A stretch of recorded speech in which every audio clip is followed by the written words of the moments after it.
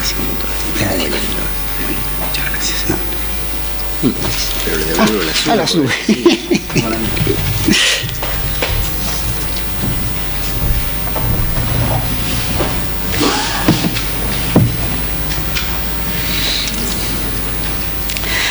Continuaremos con el tema Movilidad Humana, Dimensión Intercultural, a cargo del Magíster Dr. Sergio Orlandini Capanari.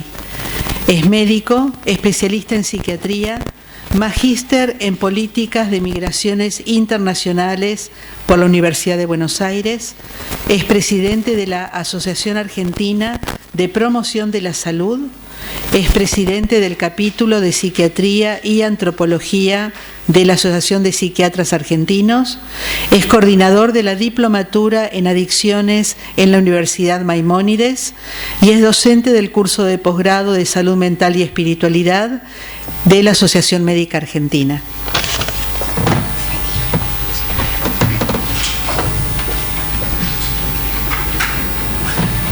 Buenos días. Gracias, Raquel, otra vez por convocarme, y gracias a los presentes por prestar atención.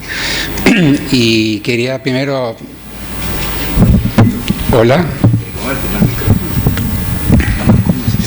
Sí. Y ahí tenés. Bueno, ahora se escucha mejor, me parece, ¿no?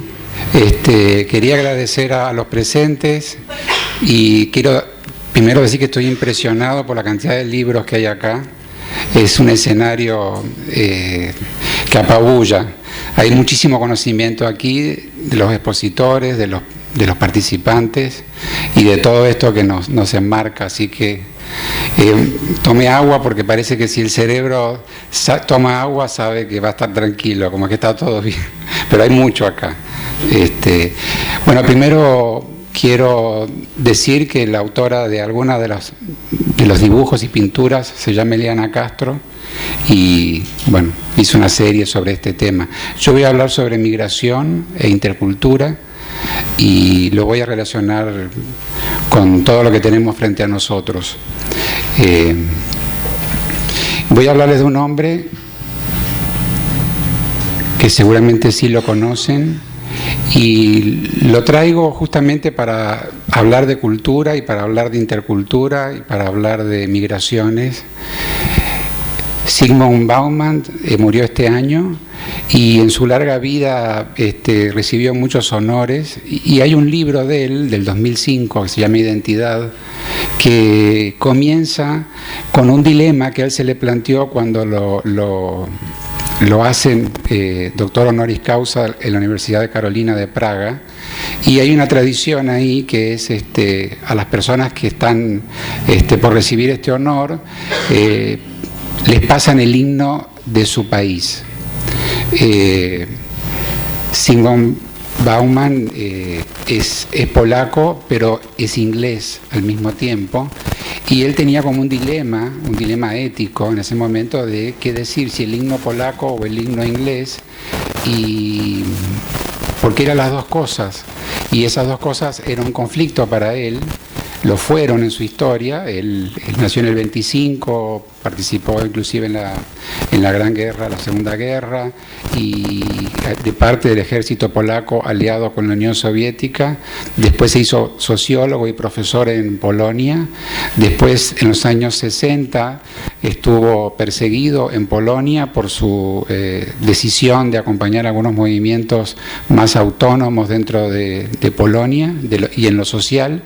Se le proscribieron la posibilidad de dar clases y emigra a Inglaterra. En Inglaterra lo reciben. Él había estado ya estudiando en ese país en la época que hizo un año sabático, y bueno, ahí él se desarrolla un carrerón en todo lo que fue, pero nunca dejó de ser el polaco, el extranjero, y eso lo resolvió haciéndose ciudadano inglés, lo cual no le resolvió su parte subjetiva. Esa subjetividad era la que a él se le conflictuaba, y lo habló con su mujer y decidieron poner el himno de Europa.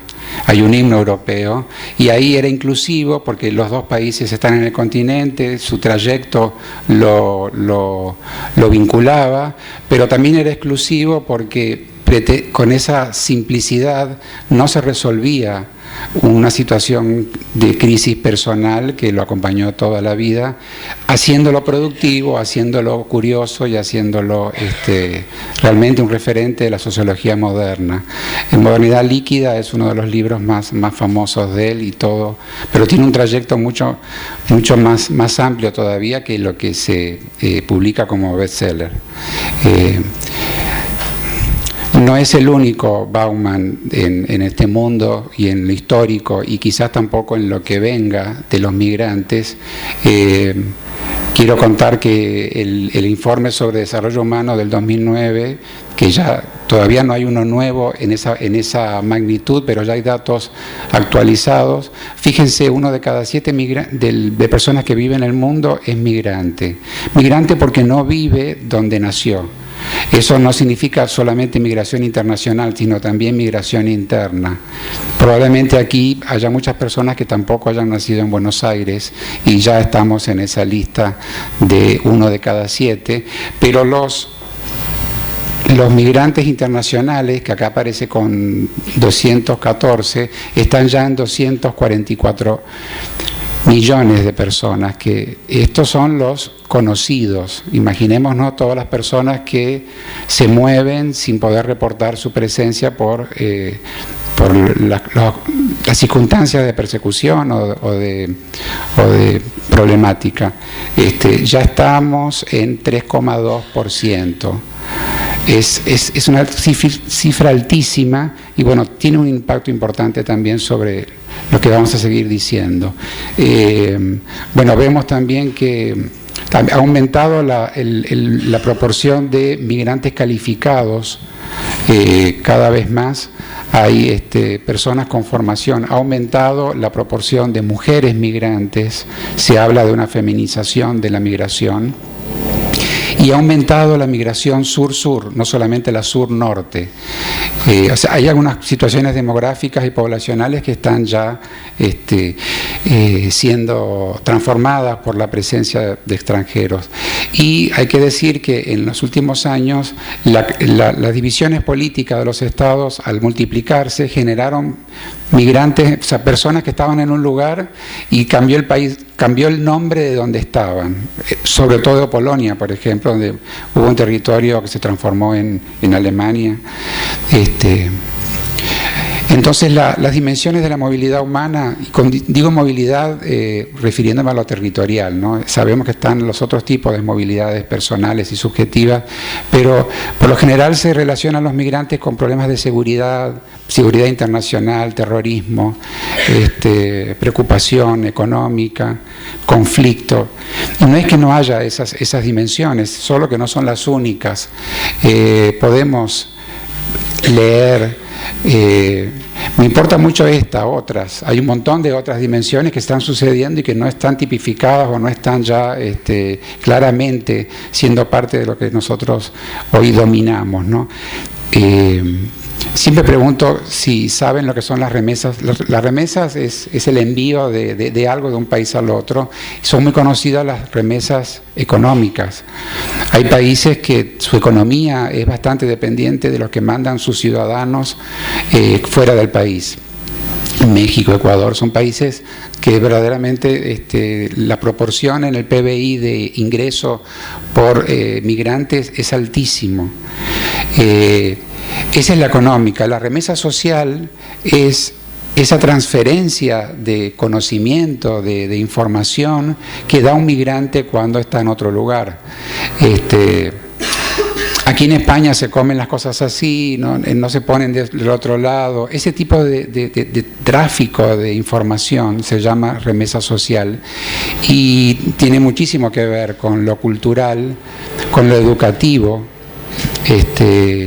O sea que estamos frente a una dimensión de expansión de cultura, y eso nos va metiendo en la temática de intercultura, que es un fenómeno que es la tópica de este encuentro y que además es lo que tenemos todo el tiempo en nuestras cabezas.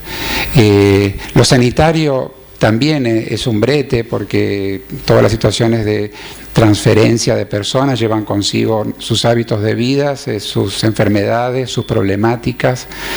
De todas maneras, lo que se sabe estadísticamente, que a pesar de ser acusados los migrantes de llevar todos los males con ellos, los verdaderos trastornos que viven los migrantes son los trastornos de adaptación mayoritariamente. Y eso tiene que ver cómo son recibidos, como alguien que no es bienvenido y que no se fue bien. Es muy extraño que logre una armonía, como dice el concepto de salud de las Naciones Unidas, de equilibrio, pero no es que lleven solamente virus, o sea, son a veces otros los vectores. Los humanos somos vectores de muchas cosas, pero también traemos cosas para ayudar. El desarrollo humano, bueno, lo poblacional, hay países que su población llega a ser en casi el 70-75% de migrantes. Los países del Medio Oriente, el Medio Oriente más rico, tiene población no nativa, no nacional, en unas proporciones impresionantes. Como también tiene un impresionante control social y religioso, logran en Qatar, en Kuwait y en Arabia Saudita que esos migrantes siempre sean como de segunda clase, y eso lo tienen así controlado. Otras sociedades más plurales tienen otras maneras de intervenir. Lo espiritual, la circulación global de ideas, no solamente de religiones, sino de consideraciones sobre lo que es el alma, como decía el profesor que expuso antes. Eso circula, eso se comparte, va con las personas, después las personas llevan sus movimientos religiosos, y hay musulmanes y hay sociedades pluriculturales y plurireligiosas también. Casi no existen zonas en el mundo donde este intercambio de culturas esté exento. Creo que no existe, porque ya cuando llega alguien de afuera a descubrir ese lugar, ya su presencia genera una alteración ecológica y sociológica. ¿Voy muy rápido? Sé que va a haber preguntas al final, así que vamos dando. Bueno, este es un esquemita que, bueno, primero esto, ¿no? Ser y estar, estar y no ser.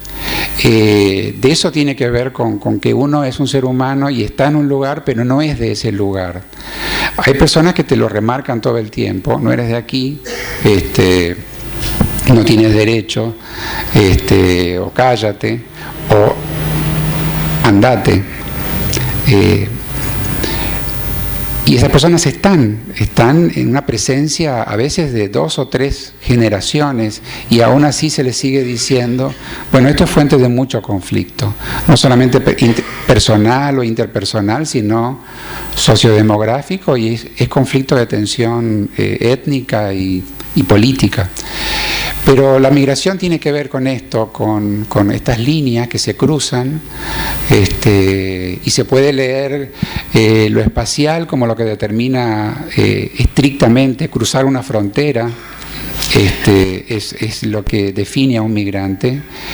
Hay un tiempo para eso. Hay personas que se preparan para ser migrantes desde que nacen. Yo no sé cuántos de ustedes nacieron en el interior de la provincia o del país, y si pensaron que iban a estudiar una carrera universitaria, ya sabían que iban a viajar a Córdoba, a La Plata o a Buenos Aires para hacer su carrera, su vida normal pasa por la migración. No estamos hablando del migrante como un fenómeno rarísimo, ajeno, exótico, sino con lo que nos pasa a todos. La desigualdad y la igualdad, bueno, primero el derecho a la desigualdad, el derecho a no ser igual que el otro, eso tiene que ver con lo que vamos a ver de intercultura, y después la desigualdad como la principal fuerza que expulsa personas o que atrae personas en el mundo el mundo de siempre.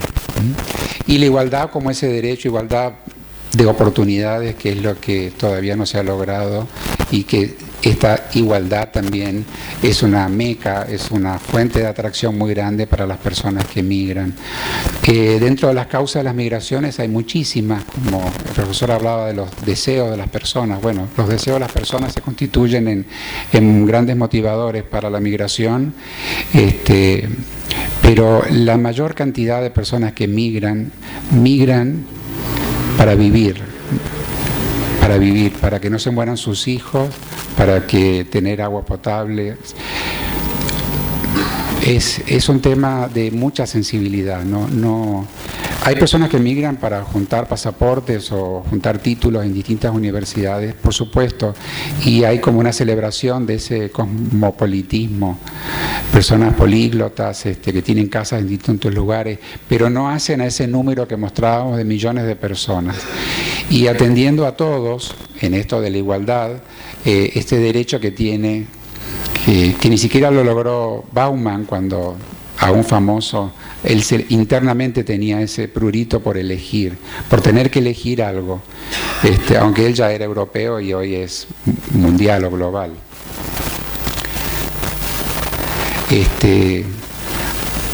Bueno, esto es obvio, ¿no? Digo, cualquier persona frente a algo desconocido intenta organizar cognitivamente, hace un esfuerzo o espontáneamente logra, para adentrarse en lo que tiene de frente o internamente, primero lo categoriza.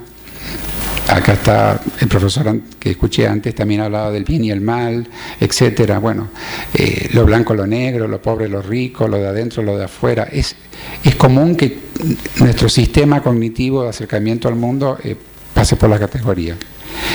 Pero bueno, los estereotipos, que significa esta posibilidad de sin conocer, atribuirle propiedades buenas o malas, o los prejuicios, que significa otra vez sin conocer, adjudicar situaciones de normas y de éticas, y la discriminación como aquello más fatal, bastante frecuente, sutil o no. Hay una discriminación sutil, no solamente la obvia, que cada vez está peor vista, pero la sutil persiste. Esto es una foto que no es la salida de un estadio o un recital de rock. Esto pasó hace muy poco tiempo en Europa. Estas personas, la mayoría son sirios, que cruzaron caminando el continente europeo.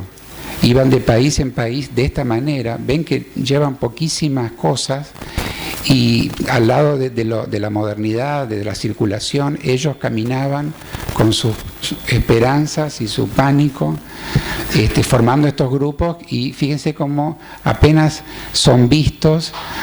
La foto es medio de un avión, me parece, de lejos, pero constituyeron una amenaza. Y acá hay una tablita de los países que más reciben y los que más expulsan, ¿no? India y México, acá y Rusia, y acá Estados Unidos, Alemania y Rusia. Rusia es interesante, expulsa y recibe de manera bastante similar. Bueno, algunas consideraciones sobre las migraciones es que es la constancia, lo constante, que las personas que estudian las migraciones muchas veces no son migrantes o están ya asentados en otro lugar, o los migrantes no tienen voz propia en estos estudios, son como de arriba, como esa foto. La falacia etnocéntrica tiene que ver con estos equívocos, y bueno, podemos seguir. Qué difícil es investigar al ser humano ya quieto, imagínense moviéndose. Pero bueno, la migrancia, que sería esa subjetividad, ese cambio, nos permite como ampliar. Y como estamos hablando de ética, estamos hablando de esto. Y hay dos conceptitos. Uno es etnocentrismo, que seguramente lo conocen, pero es el que rápidamente se olvida, porque justamente tiene que ver con lo que para nosotros es natural. Nacimos inmersos en un modelo cultural y al principio pensamos que es el único, que todos, para los que son argentinos, todo es Argentina, ¿no? Cuando uno es niño, sobre todo. Cuando uno ya va creciendo o conoce, tiende a pensar que lo otro, lo nuevo, desconocido, es peor.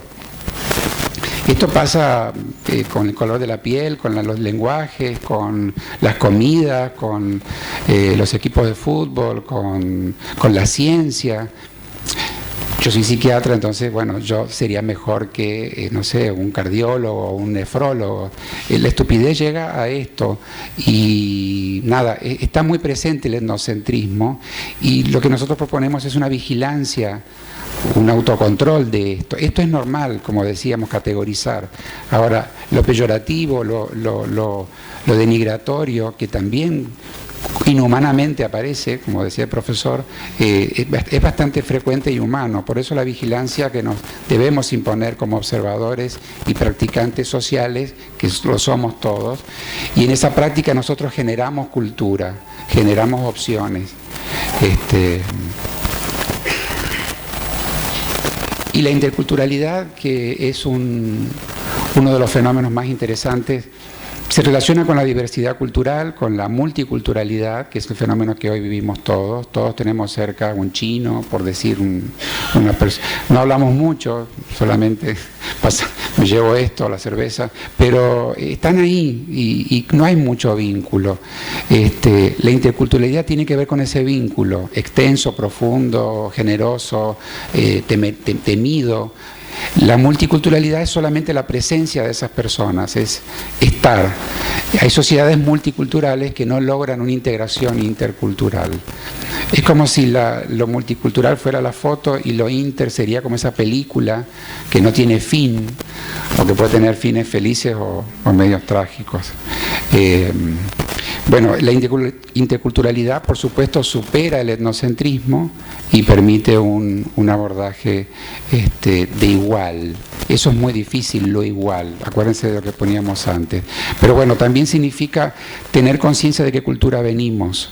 Y hay países que no están muy tranquilos de dónde vienen, y eso genera una gran dificultad para la convivencia con los otros. Muchas gracias.